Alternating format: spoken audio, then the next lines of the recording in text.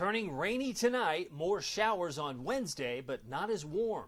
Good Tuesday night, East Tennessee. David Aldrich, Captain Accurate here from the Captain Accurate Weather Command Center. Well, you can see it's just now after 8:26 in the evening. We've got more rain from Knoxville, Maryville to Madisonville, Blount County, Monroe County, even a few showers around Morristown and up toward Jellicoe from the Ultimate Doppler Radar, presented by Madlock Tire Service and Auto Repair. And if you take a look over the last 3 hours, a lot of that rain has been coming up from the south and west. They've had over a half inch in some spots in the plateau, maybe a little bit more in other parts of the area too, but all this rain coming up from the south and west will come in stages tonight. We'll keep an eye on that for sure. The Ultimate Doppler Radar presented by Madlock Tire Service and Auto Repair, East Tennessee's #1 tire service and auto repair since 1953. Been doing this for over 70 years. You know they're doing something right. They have 5 convenient locations to serve you. If you need an oil change, maybe you need your tires rotated, maybe you need your tires replaced, they can help you at Madlock Tire Service and Auto Repair. And their website, madlocktireservice.com, can schedule your appointment.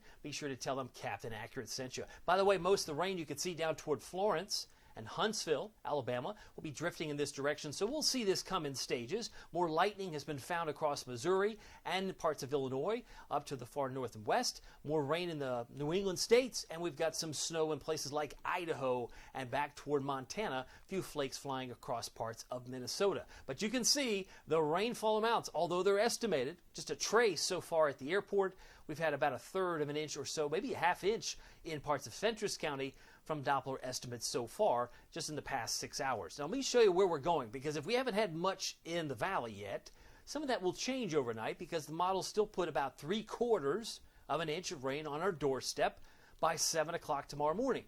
So it might get soggy for a little while. Crossville may exceed 1.5 inches, and we may get about 1.25 inches in Knoxville, the way things are trending. So we'll keep an eye on the rainfall.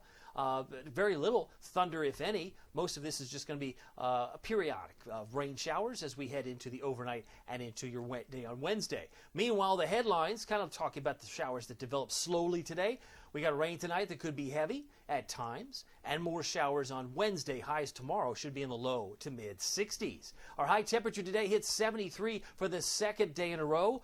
Why is that significant? Well, we hit 73 on the 26th of February. We hit it yesterday, March 4th, and we hit it today. That ties a 3-way tie for the warmest day of the year so far. We haven't been any higher than 73. In fact, it's been since November 17th since we hit 74. But it's interesting because the record high is a twofer. 78 1910, 78 in 2022. We hit 78 degrees on this date 2 years ago, and a week later, we got, drum roll please, 6.5 inches of snow.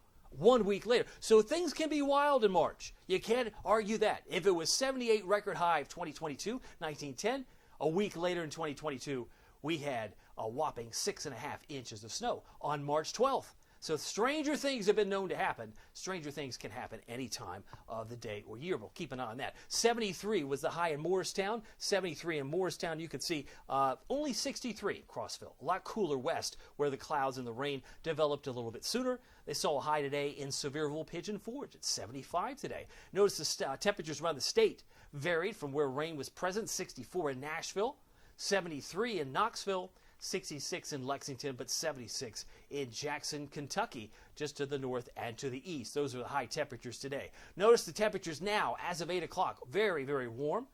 You really have to squint to find some cold air, but it's still there.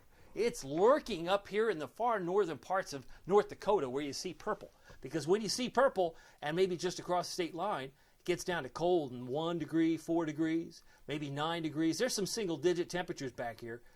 6 degrees, very cold air up there. But that's where it's going to stay tonight, because tonight's low will be very mild. We're down to only about 53. Let me show you the cold pattern. A little spin tomorrow. Notice the blue arrows kind of meet the red arrows. That's like a southern slider of the rain variety. But it also bodes well if we continue into March for wild weather, because we get these little southern systems and we match a little bit of cold air with it. Suddenly, presto, hey, where did that come from? That question may be asked before the end of the month or even into early April, the way things are trending. And you say, oh, come on, it can't be cold going into the end of March. Oh, well, look at this. This is the 9th. Looks pretty cold to me. March 9th, by 10 o'clock, it's very cold at 5,000 foot temperatures, and that tries to dip down into parts of East Tennessee. But then it's even more impressive as we head into maybe St. Patrick's Day. There's the 17th, about 3:30 in the morning. Very cold, little spin. Maybe we get a few raindrops changing to snowflakes, especially for the higher elevations.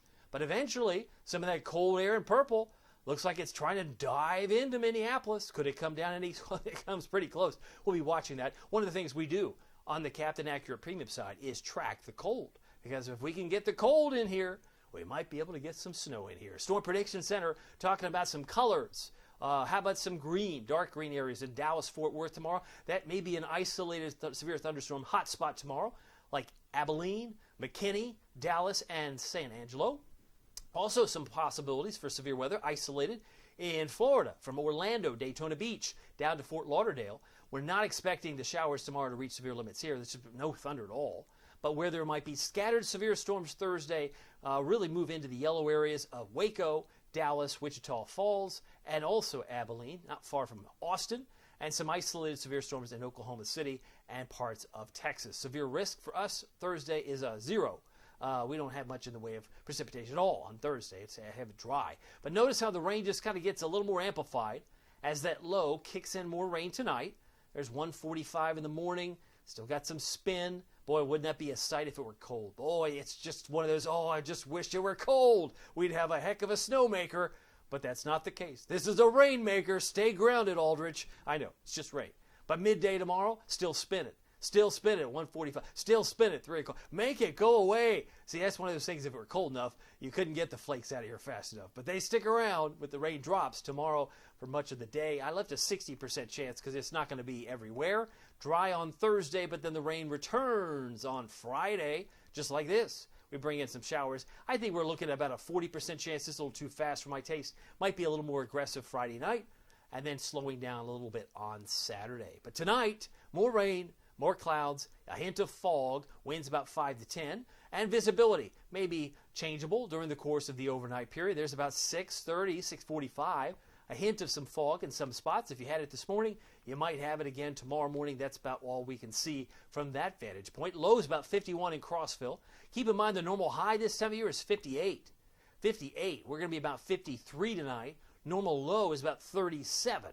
So do the math. That's quite a bit above average for this time of year. 52 for a low in Newport, 52 for a low in Moorestown for low temperature tonight. By Wednesday, 63. Showers, about a 60% chance with some fog, and just mainly gray skies. Winds about 3 to 8 miles per hour. So high temperatures may vary from the mid-60s, Kingston, Oak Ridge, to the lower 60s, Maryville, Knoxville. Going to depend on where that rain sets up. Notice how it trends a little bit cooler in Greenville, where the clouds will persist and the rain will persist. So 59 Greenville, 59 for Sevierville, Pigeon Forge tomorrow, while it should be closer to 64 for Wartburg, 61 Crossville. Here's your Captain Accurate Weather Authority forecast. For Knoxville, East Tennessee, I have us at 67 now for Thursday, 64 on Friday.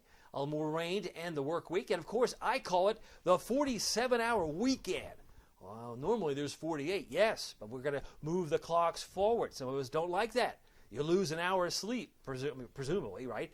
Maybe you lose an hour of book reading if you're going to read all night long, and that's when you normally go to bed early. Who knows? But I will tell you this, it's a good time to change the battery in your smoke detector. And if you're looking for colder air in the mornings, it'll return Sunday night, Monday morning.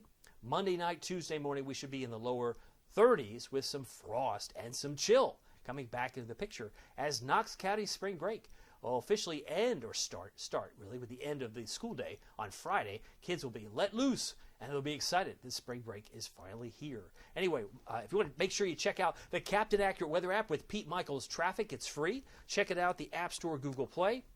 You get all the latest updates on traffic in East Tennessee with Pete Michaels. Of course, he is the eye in the sky. We love it. In fact, Pete Michaels has been doing this not for just years, but for decades, and we are very appreciative of Pete. Anyway, my name is David Aldrich. Some people call me Captain Accurate. It's not easy being accurate, so weather doesn't surprise you. We'll see you here next time. Take care.